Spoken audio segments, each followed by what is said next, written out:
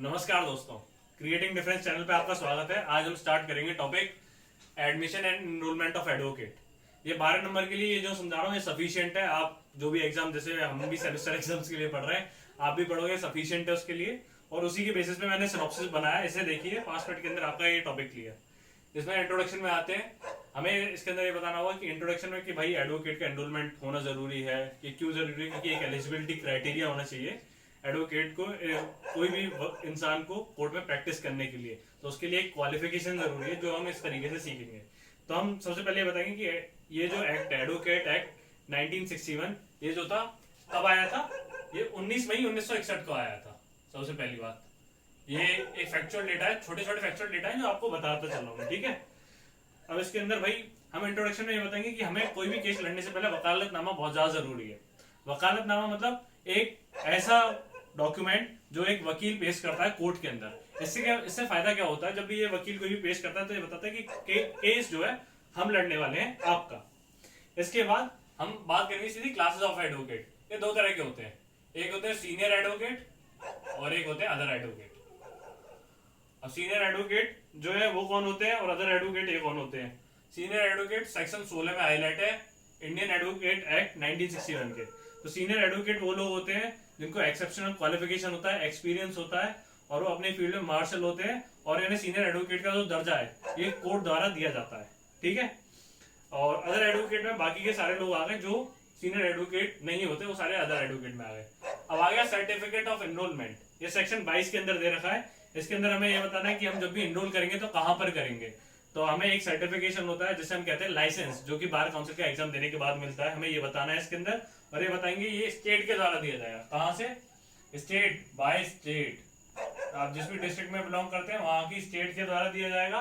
और इसके अंदर एक चीज और बतानी है, अगर आपको रेसिडेंस चेंज करना है, मतलब आप जहाँ के नागरिक हैं, जहाँ के रहने वाले हैं, अगर वो जगह आपको चेंज करनी है तो आप ये 90 डेज के अंदर चेंज कर सकते हैं।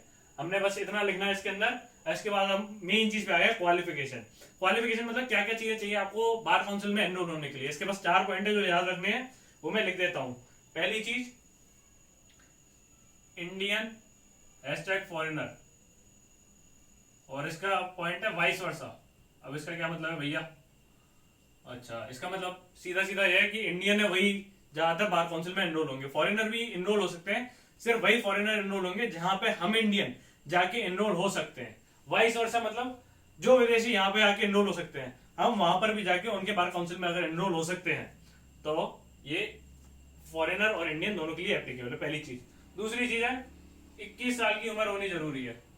अगर 21 साल की उम्र नहीं है तो आप क्वालिफाइड नहीं है। तीसरी चीज, बार बीसीआई द्वारा, जो आप कॉलेज में यूनिवर्सिटी में है, कॉलेज में है, बीसीआई द्वारा ये पास आउट होना, ये बीसीआई द्वारा कोई कॉलेज होना चाहिए कि हाँ इसको जस्टिफाई किया गया कि बीसीआई द्वारा प्रमाणित है। ऐसी कोई एडी यूनिवर्सिटी से नहीं होगा, किसी भी कॉलेज से नहीं होगा। बीसीआई द्वारा कोई रिमार्क मिलना चाहिए कि हाँ है वो, ठीक है। और अगली चीज है अदर। अदर में क्या लिखेंगे भैया? भैया इसके अंदर लिख दो आप कि आप 5 ईयर का कोर्स करके हुए हो या 3 ईयर का कोर्स करके हुए हो, ये चीज लिख दी जाएगी। अब डिस्क्वालिफिकेशन मतलब किस किस तरीके से आपको हटाया जा सकता है बार के द्वारा। इसके भी 4 तरीके हैं। पहला है मॉरल टर्पिटाइड। अरे यार, एक अंग्रेजी शब्द, कठिन कठिन शब्द, लेकिन इनका मतलब बहुत आसान है, मैं बताता हूँ। मॉरल टर्पिटाइड मतलब ऐसा टर्पिटाइड, या फिर बिहेवियर लिख लो यार आसान भाषा में। तुमने ऐसा कोई भी काम नहीं करना चाहिए। बिहेवियर स्पेलिंग यार देख लेना थोड़ा, ठीक है। मॉरल बिहेवियर, ऐसा तुम्हें कोई भी काम करना नहीं चाहिए जैसे तुम्हारे बिहेवियर पे क्वेश्चन मार्क हो लीगल फैटर्निटी के, तो ऐसा कुछ भी नहीं होना चाहिए। अगली चीज है इसके अंदर डिस्क्वालीफाई करने के लिए अनटचेबिलिटी एक्ट। आप कोई भी अनटचेबिलिटी एक्ट में पनिश नहीं होने चाहिए। अगर आप किसी भी अनटचेबिलिटी एक्ट कौन से होता है जिसमें आप SC ST से लड़ाई करते हैं और वो आपके खिलाफ कंप्लेंट कर देते हैं अनटचेबिलिटी एक्ट के अंदर कि आपने उनके साथ डिस्क्रिमिनेशन किया है, इसमें अगर आप हैं तो आप एनरोल नहीं हो सकते। और है ऑफेंस ऑफ मॉरल ग्राउंड। क्या? ऑफेंस ऑफ मॉरल ग्राउंड, ठीक है। इसके अंदर क्या है? ऐसे जो मॉरली जो ऑफेंसिव जो गलत है, जैसे रेप कर दिया आपने, मर्डर कर दिया, ये सारे क्वेश्चन मार्क कर सकते हैं आपके डिस्क्वालिफिकेशन पे जब आप वकील बनोगे उसके बाद भी, ठीक है। और एक होता है सस्पेंशन। आप सस्पेंड हो सकते हो कोर्ट द्वारा, तो मैक्सिमम ये ज्यादातर 2 साल का ही किया जाता है, ज्यादातर।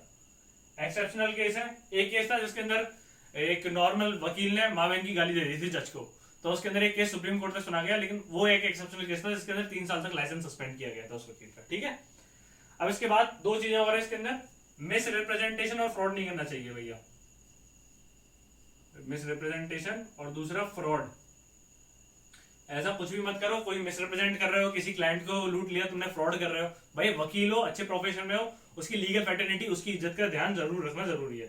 नीड ऑफ एनरोलमेंट, हमें भाई करना ही क्यों है, मेन सवाल ये है। पहली चीज इंडिपेंडेंट प्रैक्टिस, तो इंडिपेंडेंट प्रैक्टिस नहीं होगी उसके लिए जरूरी है। किसी कॉर्पोरेट में प्रैक्टिस करनी है उसके लिए भी जरूरी है, कॉर्पोरेट में। और एक रूल ऑफ कंडक्ट है भाई, हर कोई करता है, कोड ऑफ कंडक्ट है। अगर आप नहीं करोगे तो यूनिफॉर्मिटी आप बार के अंदर नहीं ला रहे, that is a big question on you.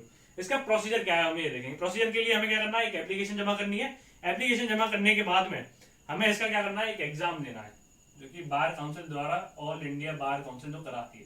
उसके बाद हमें क्या मिलेगा, सर्टिफिकेट। पास हुए तो ये सर्टिफिकेट मिल गया आपको, ठीक है। जो एप्लीकेशन होगा उसकी स्क्रूटनी की जाएगी, ये और कंडीशन है। स्क्रूटनी मतलब भैया चेकिंग, कोई एप्लीकेशन में कमी तो नहीं है, कोई घपलेबाजी तो नहीं है, कोई फर्जी यूनिवर्सिटी से हो। इसके बाद क्या होगा, लास्ट में एक पब्लिक नोटिस दे दिया जाएगा, कि पब्लिक नोटिस कि हाँ भाई श्यामलाल, रामलाल, श्यामू, रामू वकील बन चुके हैं, ठीक है। ये सारी चीजें हो गई। अब रिमूवल की बात करी गई है अब इसके अंदर। हाँ एक चीज और रह गई बच्चों, एप्लीकेशन में अगर फीस और देनी पड़ेगी। स्टेट बार काउंसिल को आपको कितनी फीस देनी है भैया, 650, और ऑल इंडिया बार काउंसिल को कितनी देनी है, 150 रुपया देगा। हाई बात समझ में। रिमूवल के लिए भाई दो कंडीशन पे रिमूवल हो सकता है। पहली चीज है आप खुद से रिमूव करना चाहते हो, ठीक है, रिमूवल बाय सेल्फ। यूं कहते भाई मेरा दिल नहीं है वकालत करने का, बस। और दूसरा, अगर किसी वकील की मृत्यु हो गई है तो रिमूवल हो सकता है। तो बच्चों यही था पूरा का पूरा 12 नंबर का admission and enrolment of advocate. Conclusion में आप ये लिख दोगे, ये सारा प्रोसीजर फॉलो करना होता है। इस प्रोसीजर के बाद ही एक लीगल फैटर्निटी का पार्ट होते हैं। Thank you. अगर आपको पसंद आए तो प्लीज लाइक और सब्सक्राइब जरूर करें।